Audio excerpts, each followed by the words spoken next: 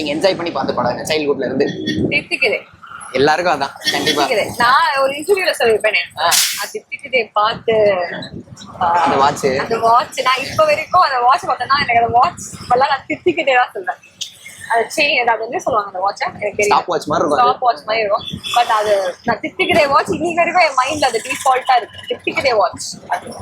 Okay, இத பத்தி அவர்ட்ட பேசுனீங்க ஷூட்டிங் ஸ்பாட் பண்ணா என்ன விஷயம்? ஷூட்டிங் ஸ்பாட்ல நான் பேசல.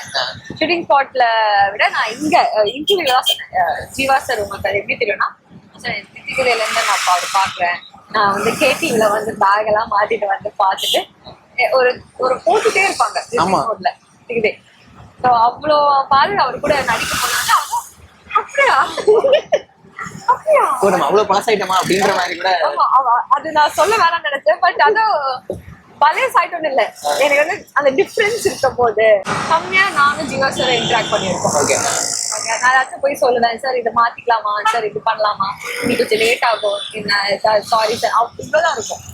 பட் இப்ப நான் ப்ரொமோஷன்ஸ்ல தான் அதிகமா பேசுறேன்.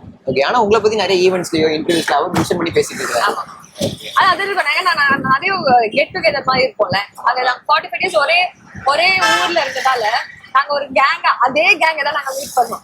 சோ அது இருந்துட்டு பட் நான் உட்காந்து என்ன சொல்ல பர்சனலா இது அதுன்னு நான் பேசவே இல்லை. அவர் ஒரு சீனியர் ஆக்டர் அப்படின்னு எனக்கு எப்பவுமே ஒரு பயம். Okay okay